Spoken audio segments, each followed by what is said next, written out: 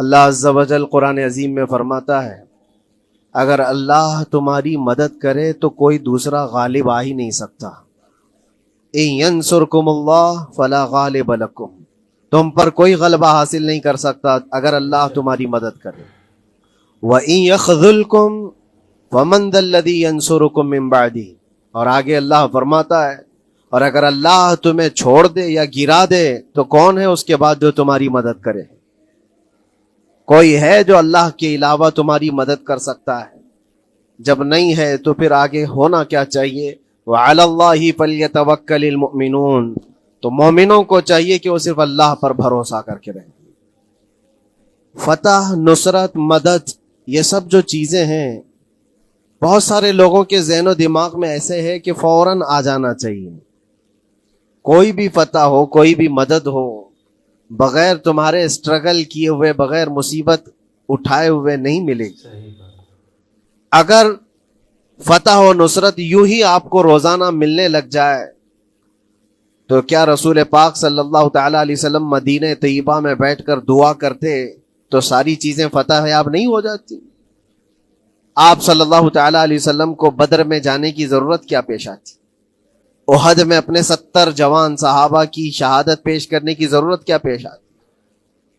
اور مسلمانوں، غزہ فلسطین کی عظیم فتح پر مفتی سلمان اظہری صاحب نے کیا بیان دیا اور کیا کہہ رہے ہیں، ضرور سن کر جائیے گا. زیادہ دیر کا ویڈیو نہیں ہے، پورا سن کر جائیے گا. مسلمانوں سنو پورا ویڈیو، پھر سن لیجیے. اسی طرح سے خیبر ہو کہ حنین ہو کہ طائف ہو، کتنی جنگیں ہیں جس میں اپنی جان کی بازی لگائی صحابہ نے. سب سے بڑا معرکہ تو کربلا کا دیکھیں آپ، جہاں پورا کا پورا خاندان شہید ہو گیا ہے. تو فتح و نصرت بغیر قربانی کے اور بغیر تکلیف کے ایسی ہی آ جائے؟ آج کے زمانے میں ہم سوچ کر کے بیٹھے، ایسا نہیں ہوتا. اسلام زندہ ہوتا ہے ہر کربلا کے بعد، اور اللہ کی مدد آتی ہے، یہ بھی نہیں ہے کہ نہیں آئے گی. کچھ لوگ مایوس ہوتے ہیں، کچھ لوگ نروس ہو جاتے ہیں اور بھاگنے پر مجبور ہوتے ہیں. یہ امتحانات کی گھڑی ہوتی ہے. ایک حدیث پاک میں آپ کو بتاتا ہوں. اللہ کے نبی صلی اللہ تعالی علیہ وسلم ارشاد فرماتے ہیں کہ آخر زمانے میں ایک ایسی عظیم جنگ ہوگی ایمان والوں کی اور رومیوں کے درمیان. کفار و مشرکین ہیں اور مسلمین ہیں. اس کو ملحمۃ الکبریٰ کہا گیا ہے. قیامت سے قریب ہونے والی یہ سب سے بڑی جنگ ہے. اسی سے آپ اندازہ لگائیں. اللہ کے حبیب صلی اللہ علیہ وسلم ارشاد فرماتے ہیں کہ اس میں کفار و مشرکین 80 جھنڈوں کے نیچے آئیں گے اور ہر جھنڈے کے نیچے 12,000 کی فوج ہوگی، جو تقریباً حساب کرنے پر 9,60,000 کی فوج بن جاتی ہے. اگر وہ مومنین سے مقابلہ کرنے کے لیے اتنی بڑی فوج ایک جگہ جمع ہوتی ہے تو پھر اس جنگ کا اندازہ کریں کتنی بڑی. اس کو الملحمۃ الکبریٰ کہا گیا ہے اس لیے کہ اس میں گوشت کے چھیتڑے اڑیں گے. ملحمہ جو کہا گیا ہے عربی میں کہ گوشت کے ٹکڑے ٹکڑے دیکھے جائیں گے، اس قدر اس میں جانیں جائیں گی. اس جنگ کے متعلق جو اللہ کے حبیب صلی اللہ علیہ وسلم نے پیشین گوئی کی ہے، جو پہلے سے خبر دی ہے، وہ کیا ہے؟ فرمایا کہ پہلا دن جب ہوگا مقابلہ کا تو اس میں مسلمانوں کی جماعت میں تعداد کتنی ہوگی یہ تو نہیں بتایا گیا. کفار و مشرکین کے تو بتایا کہ 80 جھنڈوں کے نیچے آئیں گے، لیکن مسلمان اور مومنین جو لڑ رہے ہیں ان کی تعداد کا کوئی علم نہیں ہے ہمیں. لیکن یہ پتا ہے کہ ان میں سے 1/3، ایک پوری جماعت کا 1/3 حصہ میدان چھوڑ کر بھاگ جائے گا. جنگ میں سے وہ میدان چھوڑ کر بھاگ جائیں گے. جب اتنی شدت کی چیز ہو رہی ہو، مصیبت آ گئی ہے، تکلیف آ گئی ہے، 1/3 میدان چھوڑ کر بھاگ جائیں گے. اور ان پر کیا فرمایا حضور پاک صلی اللہ علیہ وسلم؟ فرماتے ہیں وہ دنیا کے روئے زمین کے بدترین لوگ ہوں گے، ان کی توبہ بھی قبول نہیں ہوگی. وہ سب سے بدترین لوگ ہوں گے، پیٹھ دکھا کر جو نکل چکے. دوسرا مرحلہ آئے گا، دوسرا پڑاؤ. ایک بہت سخت اسٹرگل کرنے والا میدان ہے، مصیبت اٹھا رہے ہیں، مشقت اٹھا رہے ہیں. دوسرا دن ایسا ہوگا کہ مومنین کی جماعت کا 1/3، 1/3 حصہ شہید ہو جائیں, قتل ہو جائیں گے. سوچو یہ بہت بڑی بات ہے. یہ دونوں چیزوں پر میں آج آپ سے گفتگو کرنا چاہتا ہوں.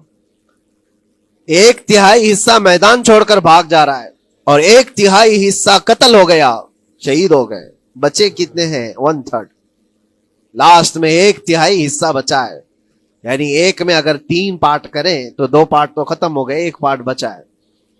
اور اللہ کے نبی صلی اللہ علیہ وسلم فرماتے ہیں اللہ رب العزت اس آخری 1/3 حصے کو فتح مبین عطا فرمائے گا.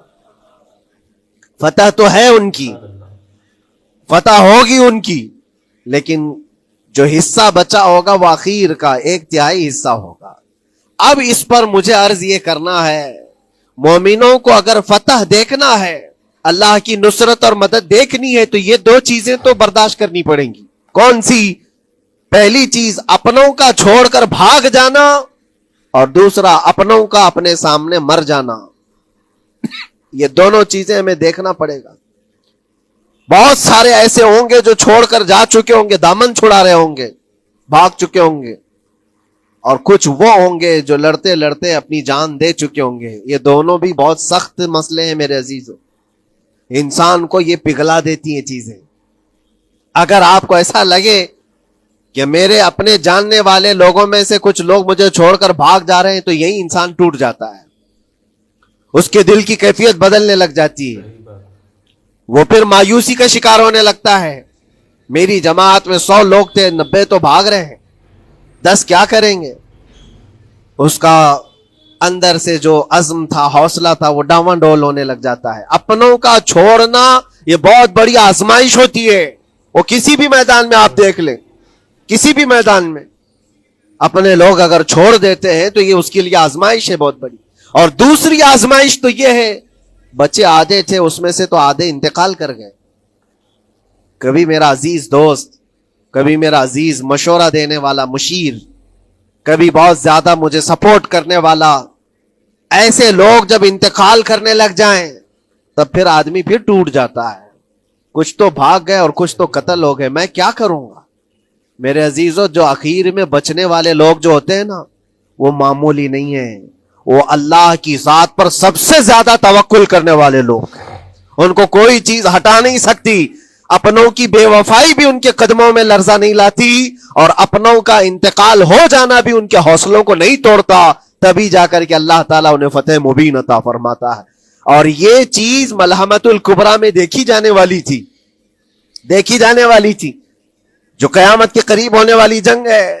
لیکن میرے عزیزوں, آج ہم نے اپنی آنکھوں سے یہ مشاہدہ کیا ہے غزہ کی سرزمین پر, فلسطین میں 15 مہینے کے بعد آج صہیونی حکومتیں اور یہودی غاصب حکومتیں صلح کرنے پر اور ایگریمنٹ کرنے پر مجبور ہو گئی. دنیا ان کے منہ پر تھوک رہی ہے, تم 50,000 سے زیادہ لوگوں کو قتل کر کے صرف 200 لوگوں کو چھڑانے کے لیے آج بھی فتح کا جشن منا نہیں پا رہے ہو, بلکہ پھر جھک کر کے ان کے ساتھ معاہدہ ایگریمنٹ کرنے پر مجبور ہو.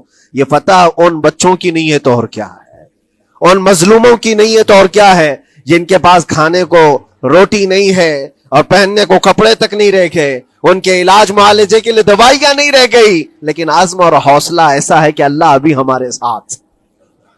میرے عزیزوں, ان کے توکل اور ان کے عزم کے متعلق یہ صرف اور صرف اخبار کی باتیں نہیں ہیں, سوشل میڈیا کی باتیں نہیں ہیں. مخبر صادق رسول کریم صلی اللہ علیہ وسلم نے 1400 سال پہلے ہی بشارت دی تھی. اللہ کے نبی صلی اللہ علیہ وسلم فرماتے ہیں کہ دمشق کے ابواب یا پھر بیت المقدس کے آس پاس رہنے والوں میں ایک جماعت ہمیشہ قیامت تک ایسی رہے گی جو حق کے لیے لڑتی رہے گی. حضور پاک صلی اللہ علیہ وسلم فرماتے ہیں حق کے لیے وہ لڑتی رہے گی, قیامت تک ایک جماعت ہوگی. اور ان کی فضیلت میں میرے آقا فرماتے ہیں کہ ان لا یضرهم خذلان من خذلهم, ان کو دھوکہ دینے والوں کا دھوکہ ان پر کچھ اثر نہیں کرے گا, یا پھر ان کو چھوڑ دینے والے یا ان کی بات نہیں کرنے والے, یہ سب چیزیں ان کو کچھ بھی ضرر نہیں پہنچائیں گی. میں اس سے قبل اسی مسجد میں آپ کے پاس اس حدیث کو دہرا چکا ہوں, بیان کر چکا ہوں.